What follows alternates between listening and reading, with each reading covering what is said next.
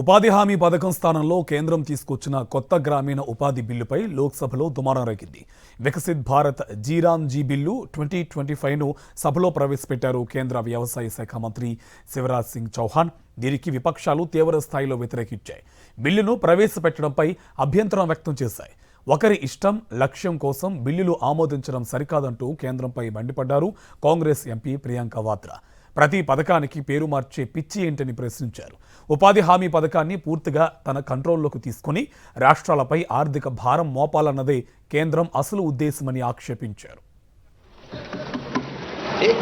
माननीय अध्यक्ष महोदय, मैं प्रस्ताव करता हूं कि मुझे विकसित भारत गारंटी फॉर रोजगार एंड आजीविका मिशन ग्रामीण VB जी राम जी विकसित भारत जी राम जी बिल 2025 को सभा में पूरा स्थापित करने की अनुमति दी जाए.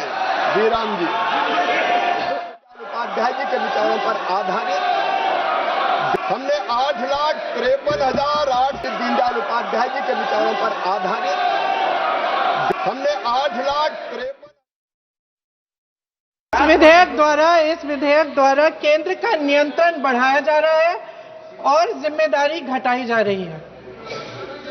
सर, जो 100 दिन का अधिकार आपने 125 करने की बात की है, लेकिन इसमें वेतन की बढ़ोतरी, आपकी जो मजदूरी की बढ़ोतरी है, इसकी कोई बात नहीं है. माननीय सदस्यों, सर, ये सही बात है कि अभी तक जो बकाया है वो ही पूरा नहीं हुआ है.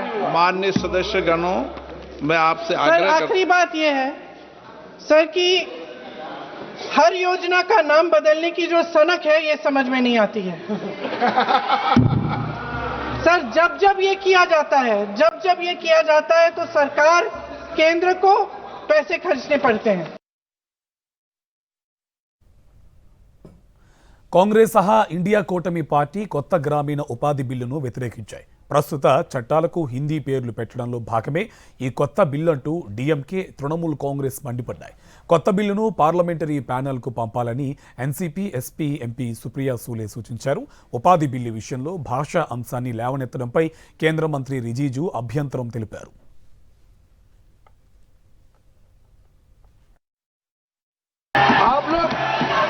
बहस में हिस्सा लीजिए, हमारे कोई आपत्ति नहीं, हम लोग सुनने के लिए हमेशा तैयार रहते हैं. मेरा सिर्फ लिमिटेड पॉइंट है, जब हम रूल 72 पे यहाँ इंट्रोडक्शन ऑफ बिल पे अपोज करते हैं तो स्पेसिफिकली स्पीकर साहब ने बार बार याद दिलाया, we have to oppose the introduction of the bill only on the ground of the competence of making legislation of this house. इस सदन का लेजिस्लेटिव कॉम्पिटेंस को ही सीमित रखे तो ठीक रहेगा कि वो आपको सुन ले. ऐसा अनलिमिटेड बोलते जाएगा तो सरकार को तो रिस्पॉन्ड करना पड़ेगा. क्योंकि रूल 72 का दुरुपयोग किया जा रहा है, ये तो ठीक नहीं है. समय का कीमत तो सबको समझना चाहिए. విపక్షాల అభ్యంతరాల మధ్య వికసిత్ భారత్ జీరామ్జీ బిల్లును కేంద్రం లోక్సభలో ప్రవేశపెట్టింది. దీంతో విపక్షాలు సభ నుంచి వాకౌట్ చేశాయి. గాంధీజీ ప్లకార్డులు ప్రదర్శిస్తూ పార్లమెంటు మకర ద్వారం వద్ద నిరసన చేపట్టాయి.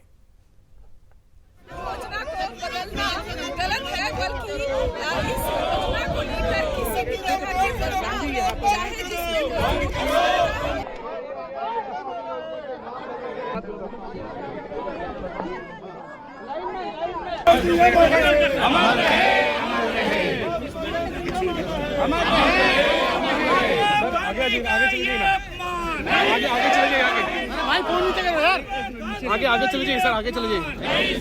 प्रियंका जी का आगे चले जाइए सर. योजना को बदलना गलत है, बल्कि